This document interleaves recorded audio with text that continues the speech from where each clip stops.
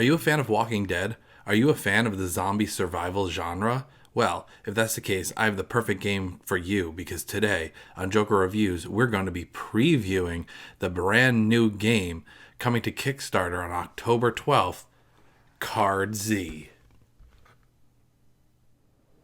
Hello, fellow zombie survivalists. We begin this video with a letter from your government. Feel free to pause the video and read this important message from President Sarah Palin. The Bureau of Apocalyptic Events has provided each one of you a survivalist card game for 1 to 2 players lasting 1 to 4 hours, ages 14 and up, to help you survive the apocalypse that has raged all around us. We will now show you a video by the game's creators. Hey, how's it going? This is Gerald, and this is my buddy Ponte, Michael Pontrelli, and we designed Card Z, which is a zombie survival card game. And just wanted to talk a little bit about like the I think the principles that we went with on this, which was we wanted to design a game that was really very gritty and very realistic, and that would also get into the details of proper zombie eradication techniques. And we wanted also a game that could be played both competitively and cooperatively, and with missions and these kinds of things. So anyway, we've been working on this for about 5 years. We're from Pennsylvania, so that qualifies us as zombie experts right off the bat. And but cheers! I hope you really enjoyed playing the game, and I hope this is something that you love as much as we love. In all seriousness, this game, Card Z, is a game that's coming to Kickstarter on October 12th, and I was granted an advance copy, so I would be able to kind of preview the game for you, show you some stuff about it, and get you prepared for the Kickstarter that's starting up on October 12th. I'm going to be going over some of the components and the different themes behind the game. I'm going to discuss a little bit about the gameplay, but I'm not going to go into a lot of detail because these are not the final rules. I was told by the creators that these would not be the final rules. They would be changing, so I don't want to go into too much detail on the rules when they could possibly change. These components also have the potential to change throughout the Kickstarter process, so these are just prototype components, so I want everybody to know that going in. The one thing I will discuss is the theme of this game is awesome. I love the letter from the government that we opened the video on. And this is a world where Sarah Palin became president. So that definitely kind of makes sense that we were having a zombie apocalypse or some kind of global crisis. But I really like that letter. And the fact that the whole theme behind the game is that this is a game being sent out from the government to teach people how to survive in the zombie apocalypse. That's a really cool theme behind it. So like I said, this is going to not potentially be the final rule book, but we can kind of get a sense for what the layout's going to be like. And I like the fact that there's an alphabetical index on the front so you can immediately go and reference specific rules inside of the game. I think this should be something that's on a lot more rule books nowadays. There's obviously like aesthetic choices, whether you put it on the front or you put it on the inside, but I actually like having it on the front, and I like having the player aid on the back. So you don't even have to open up the rule book to get the player aid, so to answer a lot of your questions throughout the game. And you can immediately flip to the correct page because it's all referenced right on the front here if you have a specific question about a specific mechanic. The whole principle behind this game is you set up your neighborhood.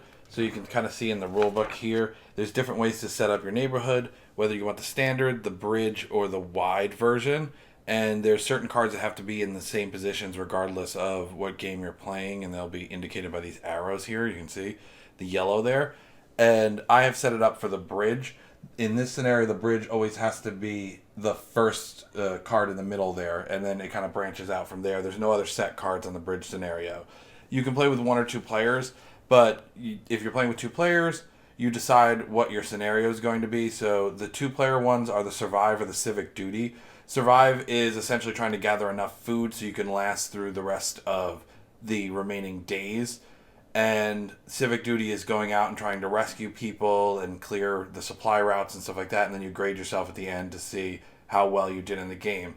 There's also 2 solo scenarios here. The last wipe, I love the concept behind this, which is you have the last roll of toilet paper, and you have to make it to base Bravo to bring that toilet paper to base Bravo. And then rescue is trying to go and pick up your dependents, merge with them, and escort them back. So you're essentially trying to rescue some people that are trapped in one of the other buildings in the neighborhood. If anyone has played like a Dead of Winter or something like that, you can kind of understand the fundamentals behind this, where you have a certain number of survivors. These are the survivors here. You start with 2 in each game. So they all have different abilities. They all start with different starting equipment. Again, we've seen stuff like this in Dead of Winter, where you start with those kind of characters, and then they have their starting equipment and their abilities. And once you have those, I do want to point out that I like the fact that they're each represented by a specific happy face at the back, and I think that's really clever, and I like it. But, I mean, like I said, these are prototype cards, so I'm not sure exactly what they'll look like, but this is a good card layout for me. So, honestly, if it stays like that, I'd be good with it. And those are your survivors, and then they are turned into these pawns, which are used to move around the different spots in the neighborhood. So they can move from one, like there. So you want to be able to move them around.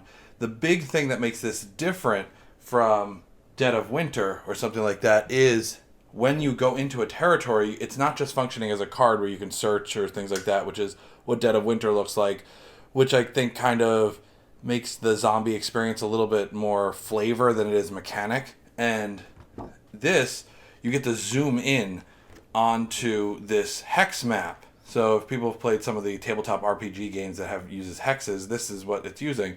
You get to stop in on one of these spots, and you will roll the amount of encounters by rolling dice based on what it says on the cards, and you're going to roll them and place cards on these spots based on which zone they're going into. So you have zone 1, 2, and 3, and what position they're in. So you would take stuff like this, these encounter cards, and they'll get placed in as you draw them out.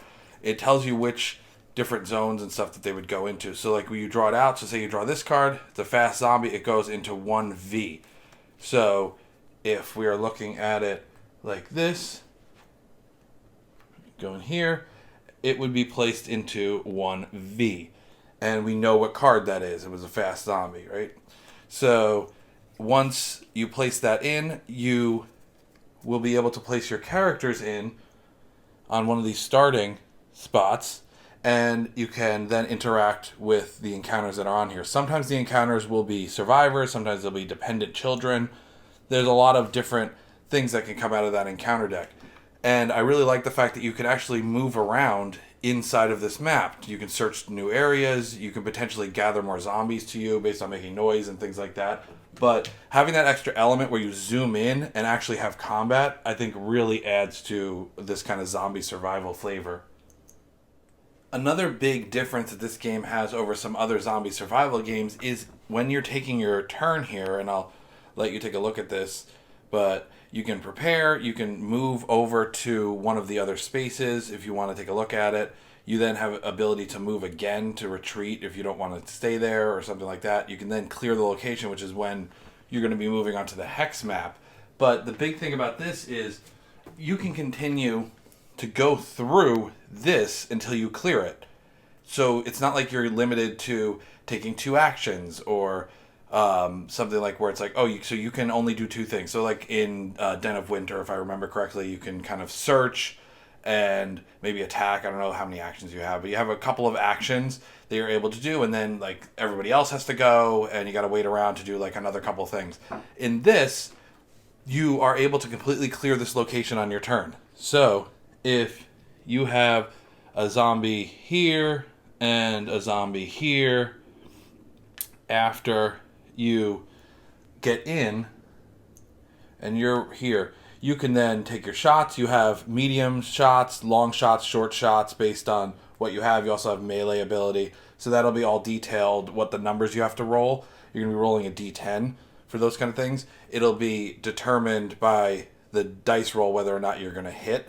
And the different cards that you have will let you know what the rolls you have to hit in order to actually hit those shots. So you can go through and say you kill off these zombies. You've now cleared this area because that's the outdoor area. Then what you can do is you can move your guy into this spot. That allows you to then search the building. You would then roll your dice and you would put encounter cards down. So that would then show right here. And that would let you know where the zombies would be. The die are actually not rolled when you do this. They're rolled in the beginning when you first zoom into the hex space. But if you have zone cards, you won't be able to tell what they are until you flip the cards over. So you may know that there are some in zone 2, but you don't know what they're going to be. So they could be, theoretically, could spawn right here, right next to you. But you can then clear this spot out, and then you can clear this spot out. And based on clearing it, you're going to be able to get rewards, which is a great thing. You might also get survivors. Once you're able to get some survivors with you that can help you out, they can act on your turn, they can carry stuff, they can use a weapon. So it might not be an immediate result that you're getting, like getting some kind of food or something like that, but you're going to be getting a benefit for getting them and rescuing them and clearing the space. But I love that you can do the whole thing on your turn and you don't have to keep waiting around to try and clear the space like turn after turn after turn. That would make the game really slow, and clearing an area could take like 5 or 6 turns if you were going to count it down to like an action point limit. There are a few other things that you have to contend with when playing this game that don't fall into the category of your typical encounter cards like zombies. You may have to deal with the horde, which is going to be moving around on the overworld here, and at the end of each phase you roll to see which of these intersections it moves to around it. It explains it in the rule book. The other thing you may encounter is you may encounter human enemies, which would then have your direction on what you're going to do with them. And you may also encounter fire. These are cards that can come up in the encounter deck. The other thing that is a constant every day is you have your day tracker here, which tells you how to interact with the weather cards.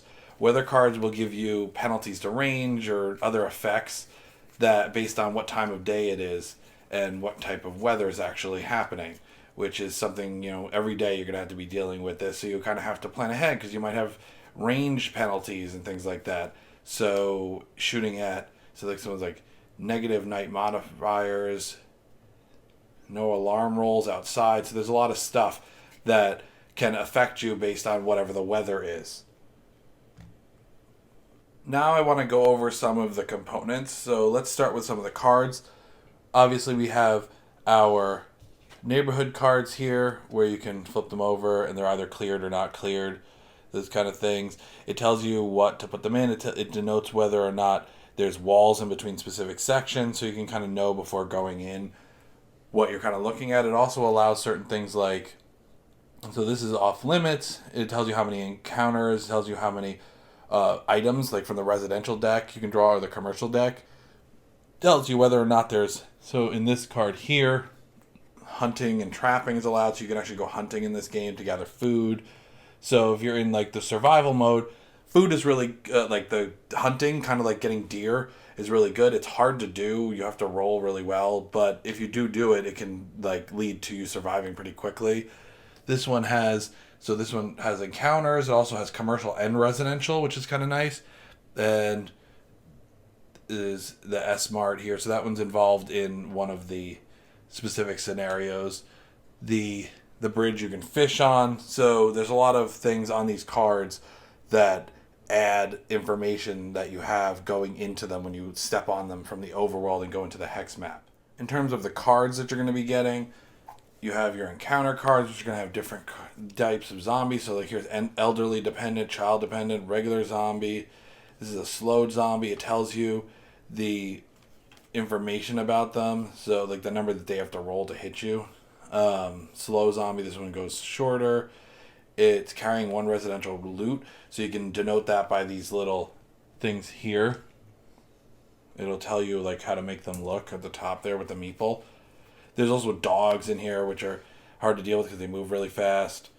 And you can kind of get a sense. There's a whole bunch of them. This is a wounded ally. Wounded ally has his own little pawn, which is this. because it's like a guy with like a bloody head, which I like. I think it's kind of clever.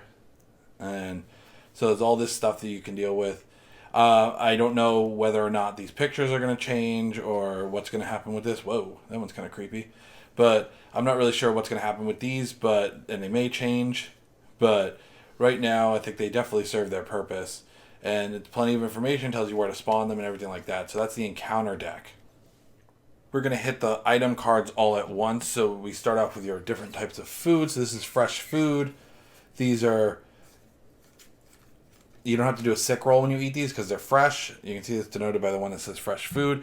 You have your residential items, which are going to be used as rewards. They're also your starting items.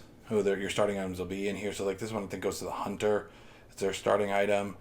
There's a whole bunch of stuff. There's junk food. So you can, if you roll, you can eat this, but you have to roll and see if you get sick for the junk food. There's a whole bunch of stuff, melee weapons, guns. These are going to be rewards, and there's a whole bunch of stuff. So this is regular, normal food. You get sick on 0 or 1. So there's a whole bunch of stuff here that you can get. This is only a handful. I only took about half the pile. But I like the artwork. It serves its purpose. It's definitely, like, it's not, there's no bells and whistles or frills to this, but it gives you the information. You're going to use, on the bottom here, it tells you your ammo. So you're going to use these clips here. They're going to clip onto the bottom. When I was playing with this, they don't quite clip perfectly to cover the thing. I'd probably like to have the plastic like completely cover the number. So like you put I can show you right now. So with something like this, it's supposed to clip on the bottom of the card and you're supposed to move it to denote when you're using your ammo. But so you would clip it here. Oh, this actually works now. So maybe it was just a different one that I was playing with when I played it at the con. But so you can move this and this goes around the number here, and it's a good way to keep track of different things. So you would keep track of it like that. And there's the bow, I want to say, that has 2 different tracks on it, because you have to track when you've lost ammo too. Where is it? Must be in the second half. So, let's see if we can find it in here. There's a fishing rod to go fishing. I like that you have the ability to go hunting and fishing. That's kind of cool. Oh, here's the boombox. This can be used to move the horde, which this is kind of an important item. You can leave it in one spot to get the horde to go there. Just kind of gets another gun. There's a lot of different types of ammunition. The cool thing about the ammunition is there's a bunch of different types. So just getting ammunition doesn't necessarily mean you're going to have the correct ammunition. This one adds to your defense. But it doesn't mean you're going to have the correct ammunition to be able to use in your specific gun. This is scope. This is an add-on. This makes it easier for you to hit when you're using a ranged weapon. And here's the bow. So this is what I was talking about. The lost ammo tracker is separate. So you'd have 2 of these. One to track your lost ammo, and then one to track your current ammo. So how this would work is if you have like 1 lost ammo, then that means you can only get up to 4. There's no way to get more because you've lost that ammo. So that's kind of cool, and I think that's an interesting little wrinkle to using the bow, because the bow allows you to regain your ammo, but having that lost ammo thing on a specific roll. And my character, I was playing with the one that starts with the bow. I can't remember which one it was. Might have been the hunter. I don't know if it was the hunter or it was one of these guys starts with a bow.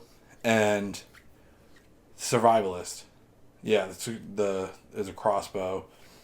And I lost a lot of my ammo. Archer, that's what I was using. So the archer has the recurve bow. And I kept losing ammo. And I ended up losing all of my ammo, which was kind of rough. But it was kind of cool, and I like the realism element to it. Now, the third category is commercial items. So this will tell you on the overworld cards when you're going to be using these. It's primarily food. You can see that. So it's regular food and junk food. But so if you're going to be looking for getting food as a reward, if you're doing survival, going to a place that has commercial items is going to be your best chance of getting food because that's all that's in there. Other components we have, we're going to go through pretty quickly. These are your heroic action cards. They're specific to each character, and on the back, they also are your backpack. Your backpack shows how much you can carry, and this is going to be your little backpack section here. So you have your 3 spots for your backpack. Heroic action cards goes here. So I like this. It's nice and easy to... Manti Games. So it's nice and easy to denote what you need to do there. You have these wounded markers. So this is for your characters when they get wounded. It tells you what the penalties are. This is sickness. There's different types of sickness, which also tell you the effects. And here are your human enemy cards. Tells you kind of what they have and what they can do. And we talked about this earlier, your weather cards, which have all their effects. Now we can go into some of the more like nitty-gritty components. Here you have, it comes with 4 D6 white dice and 1 D6 with this skull and crossbones kind of thing here that's red. You're going to have some D10s. And you're going to have all these assorted meeples, which are going to represent the zombies and the dependents.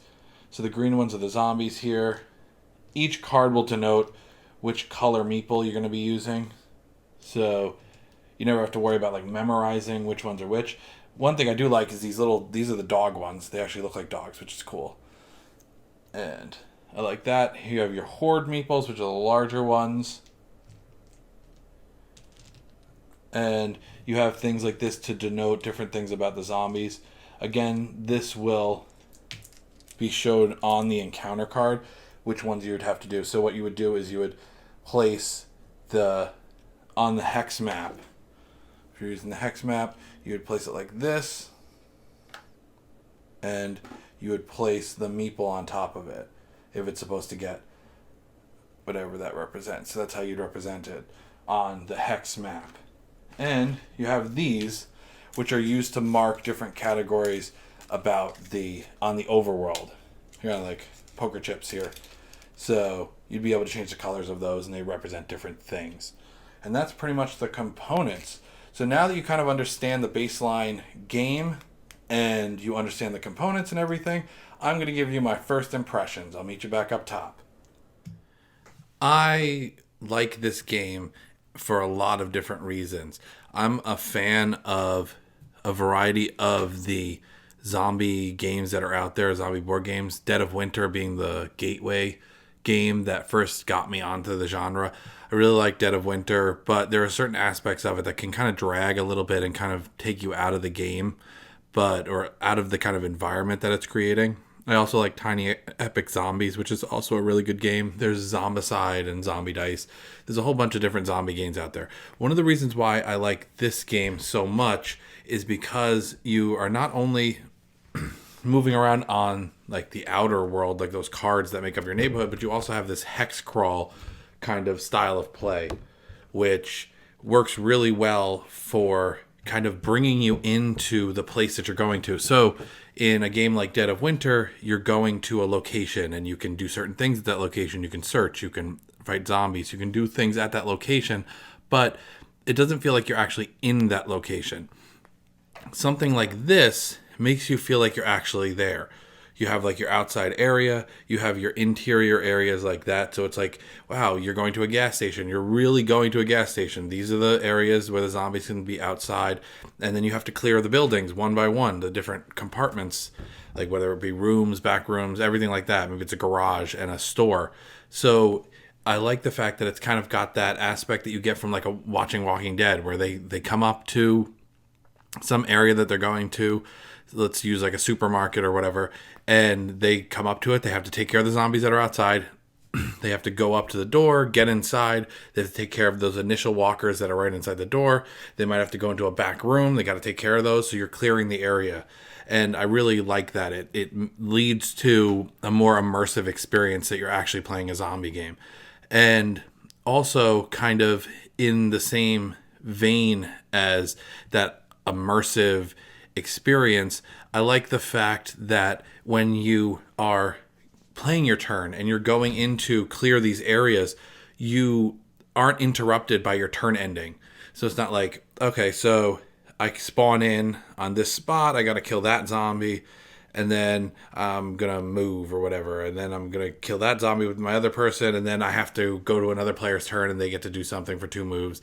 And then we come back and it's like, okay, I can take 2 movements, then we go to another player, and then we go back, and then, okay, I can go to the door, and that spawns all the zombies, and I can move this one up to next to the door, then we go to the other player and we go back. So that would be how most games are played, where you have a couple of actions that you can do, and then it goes to the other player's turn. I feel like it's usually like that because they don't want it to drag between turns. So you don't want one player to sit there and wait for a long time. But since this game is either solo or duo, I feel like it lends itself to being able to complete the full experience. So like you come in and you can clear this area. You're going to keep going until you've cleared out all the zombies or you leave the area. And I think that is definitely that immersion. So yes, the other player might have to wait a little while, but they can also plan. They can also decide where they're going to go next. They can like rearrange their equipment, see what they want to do. But there's not too much waiting, and it's engaging. So the other player can actually watch the player going through their turn and clearing out areas. And it's kind of cool to watch. It's almost like cinematic. You can kind of picture what's happening. And I think that's something that's missing out of a lot of these games. It's hard to comment on things like the components and the artwork and stuff because I know some of it's probably going to change during the Kickstarter process. But the rule book is laid out well. I like that it has the index on the front because you can just jump to the thing that you want to be referenced when you're looking up a specific rule. I like the fact that it's got the player aid on the back. I like their little logo, the Manta Games. But this is all laid out in a well thought out manner, so it's really the stuff that you're going to have to be referencing on a regular basis. The rules are clearly written from what I've seen. I think they can use a little bit of polishing, but like in terms of how they're written, they're like you can play the game out of the rule book. It makes sense. You can definitely tell that there's been a good amount of play testing that they've refined down what needs to be talked about. I'm sure there's going to be little bit changes to the art and stuff like this, and definitely will probably be some component changes and materials that they're using. The artwork on the cards is, I'm not sure where they got the artwork, but it's photography based, so it adds to that realism. I don't know what they'll look like, and you can kind of see here. So like there's a zombie. It looks like a picture of a zombie. So I'm not sure what they're going to go with their final design, but I think what they're using in here is good. It's immersive, and it kind of gives you the sense of what they're trying to get across. They're trying to get across that this game is a game that was put out by the U.S. government, by President Sarah Palin, apparently, to help train people while they're passing the time in surviving the zombie apocalypse. So it would make sense that the cards that were in here were like pictures that were taken by people of the zombies that they're talking about.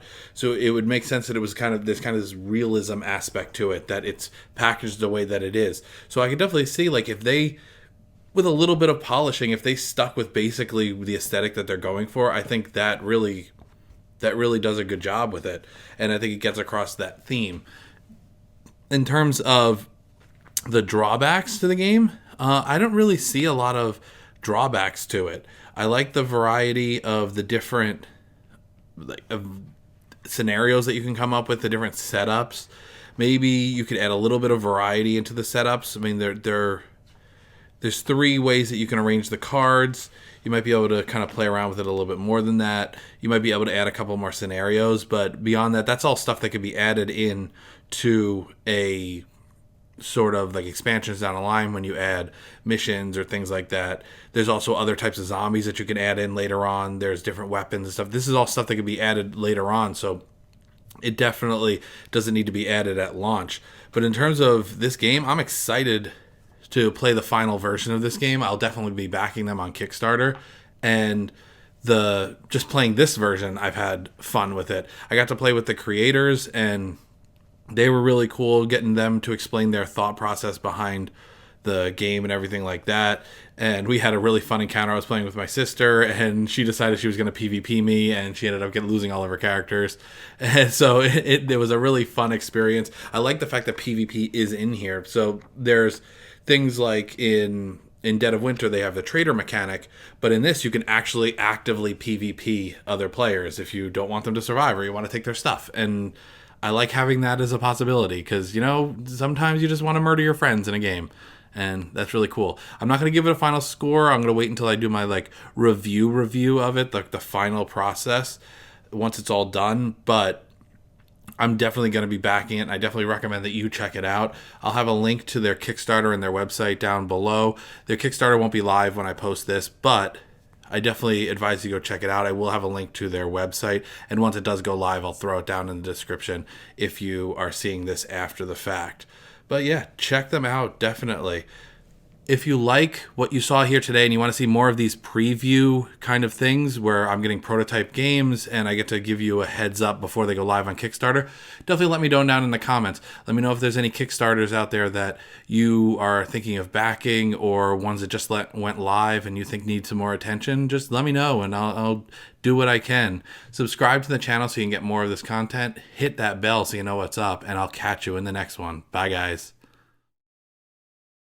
Hey, are you listening? Hey, this is Billy West.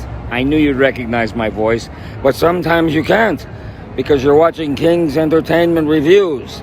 Now, I would love it, being the professor, if you'd comment, like, and subscribe.